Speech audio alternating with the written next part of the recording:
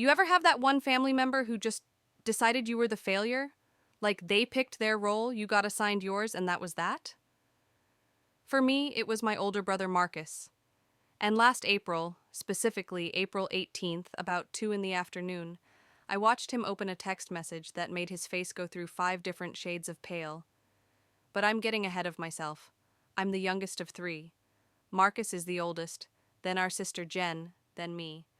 And somewhere around the time I dropped out of college in 2019, Marcus appointed himself the family's reality check. His words, not mine. He'd introduce me at family gatherings like, "This is my brother David, he's still figuring things out," with this sympathetic head tilt that made me want to dissolve into the carpet. The thing is, I wasn't figuring things out in the way he meant. I'd left school because I'd started doing freelance graphic design, and it was actually making money. Good money. But try explaining that to someone who thinks success only comes with a degree and a corner office. So I stopped trying. For 3 years, I just let him think whatever he wanted. Family dinners at Mom's house became this performance where Marcus would talk about his middle management position at the insurance company, like he was running Goldman Sachs or something, and I'd just nod and eat my pot roast. Jen knew what I was actually doing. She'd seen my client list, knew I was doing well, but she also knew that Marcus needed to feel like the successful one, and honestly, it was easier to let him have it, until it wasn't. March of last year, I'm sitting in this coffee shop in downtown Minneapolis, the one on Hennepin with the exposed brick and the barista who always burns the oat milk, working on a rebrand for a mid-sized tech startup. My laptop's got 3 monitors worth of work spread across it, I've got my AirPods in, and I'm in the zone, the kind of zone where you forget to blink. My phone buzzes. It's the family group chat. Marcus has shared a job posting. "Dave, thought of you. Entry-level marketing assistant position at my company. I could put in a good word. $38,000 to start, but great benefits."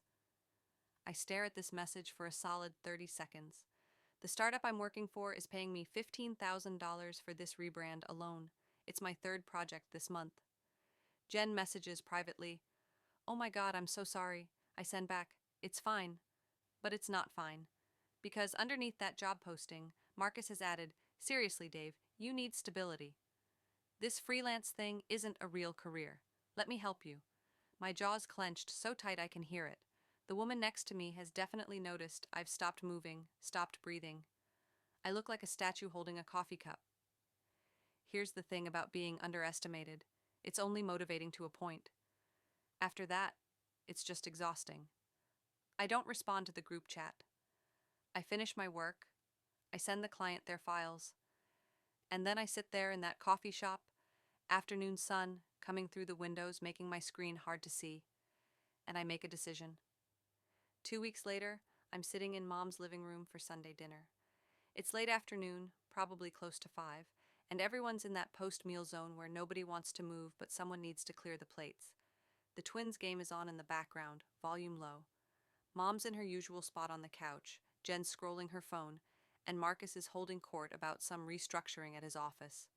"They're bringing in consultants," he's saying, "which is ridiculous because we know the business better than any outsider could.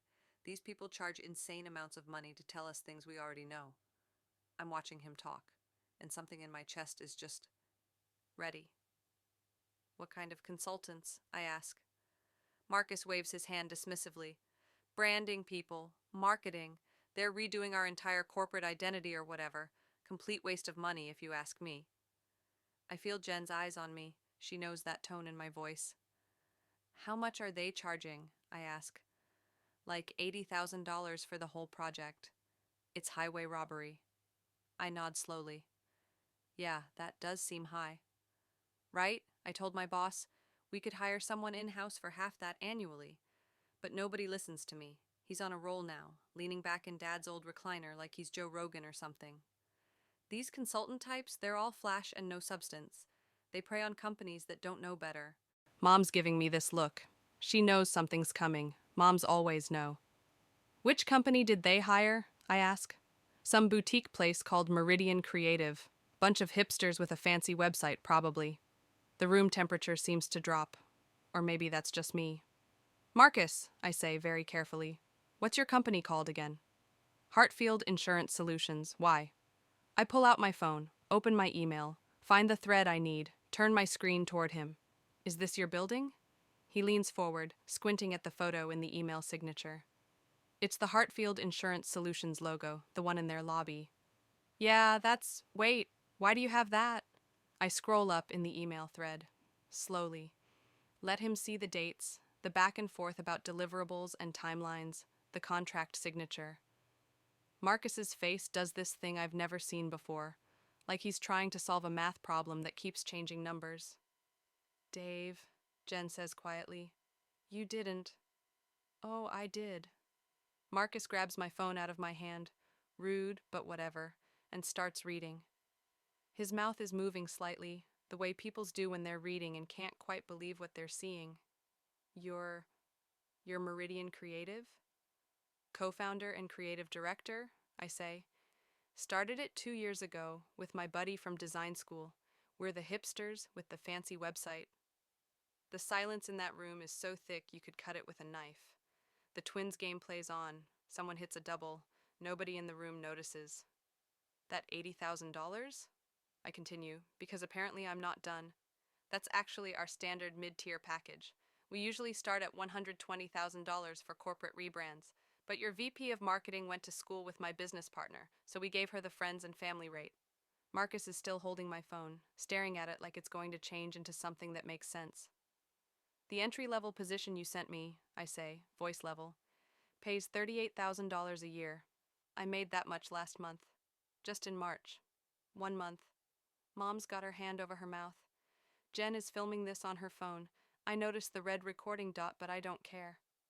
Wait, Marcus says, and his voice cracks slightly. Wait, you're actually successful? The way he says it would be funny if it wasn't so perfectly Marcus. Like success was this impossible thing that he never could have predicted for me. Turns out dropping out of college to pursue freelance design wasn't figuring things out, I say. It was figuring it out. Past tense. Figured. He's still scrolling through my phone, reading the emails. I can see him finding the payment schedule, the testimonials, the client list. You did the rebrand for Morrison Tech and Blue Sky Retail, and about 40 other companies you've probably never heard of. Why didn't you tell me? And there it is. The question that makes me actually angry instead of just petty. Tell you? Marcus, I tried. For months, I tried to tell you about my clients, my work, my business. You know what you did? You'd pat my shoulder and say things like, "That's nice, buddy," and then change the subject to your quarterly reviews. I was trying to be supportive. You were trying to be superior. There's a difference. Jen has stopped filming. She's watching Marcus like she's seeing him for the first time, and she doesn't particularly like what she's looking at. You literally sent me a job posting 2 weeks ago, I continue, for an entry-level position at a company where I'm consulting at the executive level. Your boss, Marcus, Stephen Hartfield, he and I have a meeting next Tuesday to review the final logo concepts. I've been in more meetings with your CEO than you probably have. Marcus sets my phone down on the coffee table, very carefully, like it might explode. I didn't know. You didn't ask. Mom finally speaks up.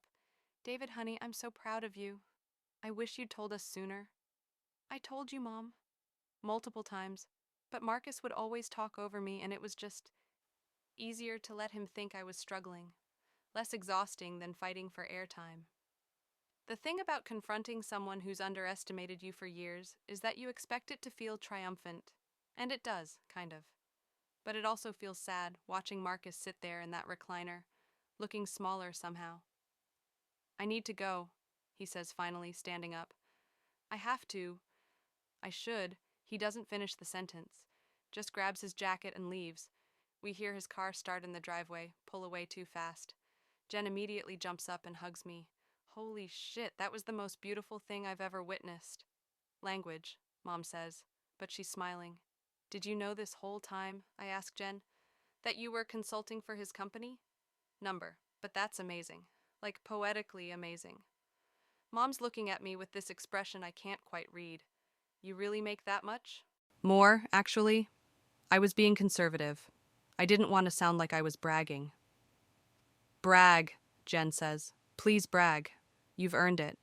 So I tell them about Meridian Creative, about my business partner Sophie, about how we've grown from just the two of us working out of my apartment to a team of 8 with an actual office in the North Loop, about the clients we've landed, the projects we're working on, the fact that we're on track to break $1 million in revenue this year.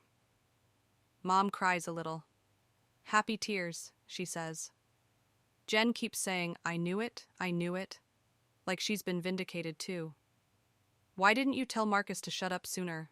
Mom asks finally. I shrug. I guess I kept hoping he'd notice on his own, that he'd ask questions, pay attention, see that I wasn't just screwing around. But he never did. He just decided I was the failure, and that was easier for him to believe than the truth. My phone buzzes. It's Marcus. I'm sorry. Can we talk? I don't respond immediately. I'm not trying to be cruel, I'm just tired. Tired of managing his ego, tired of making myself smaller so he can feel bigger. 3 hours later, I'm back at my apartment, 1 bedroom in Uptown, the building with the rooftop deck, and the annoyingly loud train that goes by at 6 a.m. when Marcus calls. I almost don't answer, but Jen texts me, he's freaking out, maybe hear him out? So I pick up. Dave, he says immediately, I'm so sorry. I've been a complete asshole. Yeah, I say, because what else is there to say? I don't know. When you dropped out, I thought you were making a mistake. And then when you kept doing the freelance thing, I thought you'd eventually fail and I'd be there to help pick up the pieces. I cast myself as the responsible older brother, and you as the screw-up? Yeah, he sounds miserable. And then you weren't. And instead of being happy for you, I just doubled down. Because if you were successful, what did that make me? I sit down on my couch, looking out the window at the city lights. Marcus, you're successful too. You have a good job, you're stable, you're doing fine, but you're doing better. And I made you feel like shit about your success for years because I couldn't handle that. There's traffic noise in the background of his call. He's still driving, probably aimlessly, processing this whole thing. When do you present to my boss? He asks. Tuesday, 2 p.m. Are you going to tell him I'm your brother? I think about this. Only if it comes up naturally. Why? Because he's going to ask me about the rebrand, and I've been complaining about it for weeks, and now I have to explain that I didn't know my own brother was behind it. You could just not tell him? He'll figure it out. Your last name is on all the documents. True. We sit in silence for a moment. I can hear him breathing, the sound of his turn signal clicking. I really am sorry, Dave, he says finally. I've been a shitty brother. Yeah, I agree. You have been. Can I make it up to you? I don't know. Can you? I'd like to try. I lean back into the couch cushions, close my eyes. Then start by asking me questions, real questions, about my work, my company, my life. Not questions that are secretly judgments, actual questions where you listen to the answers. Okay, he says. Okay, I can do that. And stop introducing me as the brother who's figuring things out. Done. What should I say instead? How about just my name? This is my brother David. No qualifiers. This is my brother David, he repeats like he's practicing. He runs a successful creative agency. You don't have to add that part. But I want to. Tuesday comes. I'm in the conference room at Hartfield Insurance Solutions, my laptop connected to their massive TV screen, walking Stephen Hartfield and his executive team through 3 different logo concepts. Sophie's with me, handling the presentation deck while I do the talking. The logos are good. We've done our research, nailed the brief, captured what they're looking for. Professional but approachable, modern but trustworthy. Insurance company branding is a specific beast, and we've tamed it. Stephen loves option 2. His marketing VP agrees. There's some discussion about color palettes, some minor tweaks they want, but overall, they're thrilled. This is exactly what we needed, Stephen says, shaking my hand. You guys really understood the assignment. As we're packing up, Stephen mentions, you know, one of my managers has a brother in design. Small world. I glance at the door. wondering if Marcus is somewhere in this building, knowing we're here. Very small, I agree. Sophie and I leave through the lobby, the same lobby in my email signature photo, and I feel this weird sense of closure. Not because I proved Marcus wrong exactly, more because I proved myself right. That evening, Marcus texts me. They loved it, didn't they? How'd you know? Steven sent out a company-wide email about the rebrand, mentioned you by name. 3 people have asked me if you're my brother. What did you say? I said yes, and that you're incredibly talented, and that I'm an idiot for not realizing it sooner. I smile at my phone. That's a good start. 2 months later, Meridian Creative completes the Hartfield Insurance Solutions rebrand.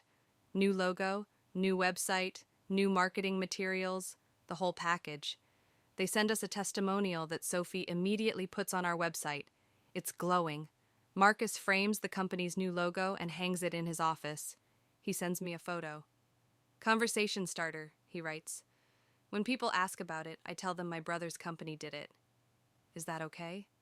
That's okay, I reply. Family dinners are different now. Marcus asks me about my projects, actual questions, where he listens to the answers. He's still Marcus, still needs to feel important, still talks too much about his job, but he makes space for me now, real space. Mom's thrilled. My sons are finally getting along, she says, like we're 7 and 9 instead of 32 and 35. Jen still brings up the business card moment. I have the video, she threatens whenever Marcus gets too big for his britches. I will post it. Please don't, Marcus and I say in unison. But here's the thing I didn't expect. Watching Marcus actually try to be better. It would be easy to write him off as just another entitled older sibling who can't handle someone else's success. And maybe that's part of what he was. But he's also someone who's capable of growth, of recognizing his mistakes, of actually changing. That's more than a lot of people can say. Last week, Marcus called me. Hey, someone at my gym is starting a small business, needs branding help. Can I give them your number? Yeah, I said. Definitely. Cool. And Dave?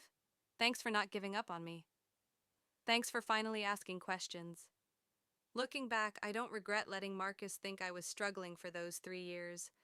It taught me something important, that other people's perceptions of you don't define your reality. Marcus thought I was failing while I was actually building something real.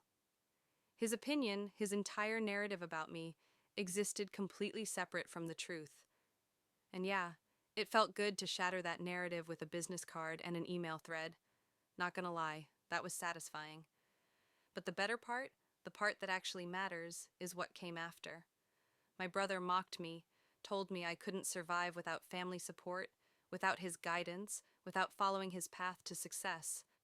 Turns out I could survive just fine, better than fine. But here's what I learned. Surviving without them and thriving with them aren't mutually exclusive. You can be successful on your own terms and still make space for family who finally gets it. You just have to be willing to send them your business card first. Sometimes people need proof before they're ready to ask questions. And sometimes, the most powerful thing you can do is let your work speak for itself. Even if it takes 3 years and one very uncomfortable Sunday dinner to make it happen.